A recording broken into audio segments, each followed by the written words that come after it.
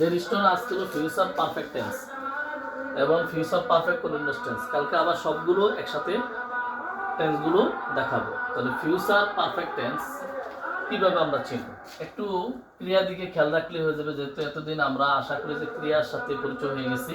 আমি ভাত খেয়ে থাকবো, একা থাকবে, ক্রিয়ার সাথে একা থাকবে, এই যে একা থাকবে, এই যে একা, এই যে একার, এই যে একা থাকবে। তাহলে যে ক্রিয়া শেষে ববেবা থাকবো, তাহলে একা থাকবো, থাকবে, থাকবে। তাহলে আমি ভাত খেয়ে থাকবো, আমি ভাত, তুমি ভাত খেয়ে থাকবে, সে ভাত খেয়ে থাকবে। এরকম ভাবে আরো অনেকগুলো। আমি করে থাকবো,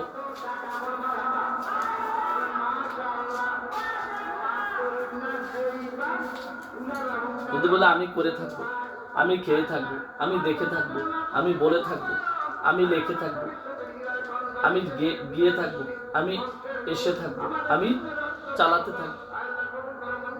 তাহলে এভাবে অনেকগুলো কি হলো ক্রিয়া দেয়া ফিউচার পারফেক্ট টেন্স ব্যবহার করা যায়। যদি ফিউচার পারফেক্ট টেন্সটা কম ব্যবহার হয়, তাহলে ফিউচার পারফেক্ট টেন্স যদি হয়, তাহলে আমরা কিভাবে মানে গঠনটা তৈরি করব। প্রথমে সাবজেক্ট, তারপর শ্যাল বা উইল হ্যাভ, তারপর ভার্ব থ্রি, তারপর সাবজেক্ট। তাহলে প্রথমে সাবজেক্ট এটা, তাহলে এটা অবজেক্ট, এটা হলো ভার্ব। তাহলে যেহেতু ফিউচার পারফেক্ট গঠনটা ঠিক থাকতো, সাবজেক্টটা ইংরেজি আগে আই, আমি, যেটা আমির পরে কিন্তু শ্যাল হ্যাভ বা উইল হ্যাভ, শ্যাল হ্যাভ বা উইল হ্যাভ। ভার্ব থ্রি তো খাবার ইংরেজি ইট, এটা হলো ইটেন, ইট এইট, ইটেন। খেয়াল রাখতে হবে ইট এইট ইটেন, তিনটা শব্দ গেল, ইট এইট ইটেন, এই তিনটা খেয়াল রাখতে হবে। তাহলে আমরা তৃতীয় ফর্ম ব্যবহার করতে হবে। তারপর অবজেক্ট আছে রাইস, যদি অতিরিক্ত অংশ থাকে আরো থাকে। আমরা একটা সেন্টেন্স দিয়ে বাকি সবগুলো টেন্স দেখাচ্ছি, আর এটা দিয়ে বাকি সবগুলো বুঝতে হবে। 2 নম্বরে তুমি ভাত খেতে হবে, একই কথা, you shall have eaten rice. সে ভাত খেয়ে থাকবেন, he shall have eaten rice. তাহলে বোঝা গেছে ইংরেজিতে কিভাবে প্রথমে একটা দেখো সাবজেক্টের পর পরে শ্যাল হ্যাভ থাকবে, এই যে শ্যাল হ্যাভ থাকবে, শ্যাল হ্যাভ এর ভার্ব যেটা থাকবে এটা তৃতীয় ফর্ম থাকে। যদি তৃতীয় ফর্ম না থাকে কিন্তু আবার এই টেন্স হবে না। তাহলে এই ভার্বটা যখন শ্যাল হ্যাভ এর পরে ভার্ব তৃতীয় ফর্ম, তো হলো ফিউচার পারফেক্ট টেন্স। তাহলে আমরা ফিউচার পারফেক্ট টেন্স ছিলাম। তারপরে আসলো আমরা future perfect continuous tense.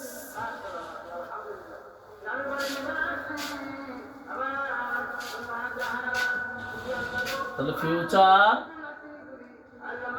Perfect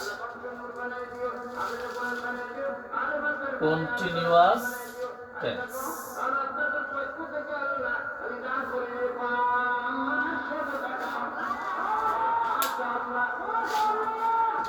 তাহলে ফিউচার পারফেক্ট কন্টিনিউয়াস টেন্স আমরা কিভাবে চিনব, একটা উদাহরণ বলবো। যেমন আমি 2 ঘন্টা যাবত খেতে থাকবো,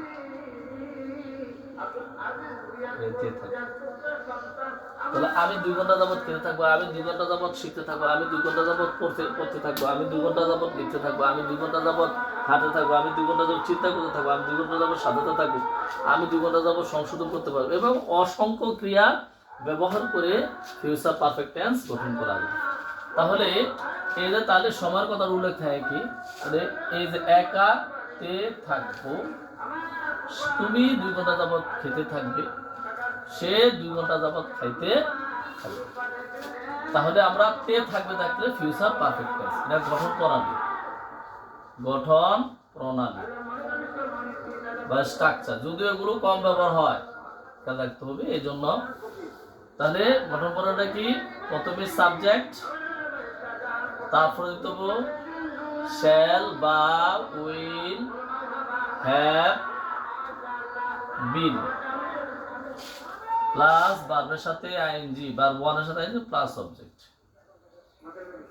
তাহলে উপরের উদাহরণটা যদি আমরা ব্যবহার করি যে আমি 2 ঘন্টা যাবত খেয়ে থাকবো, আই এই যে সাবজেক্ট, এটা হলো সাবজেক্ট, এটা হলো ভার্ব, যদি আমি অবজেক্ট দিছি না, আই শ্যাল হ্যাভ বিন, এই যে ক্রিয়ার সাথে ইটিং রাইস, যদি বাক্য বাদ সাক্ষ্য হয়ে যাবে।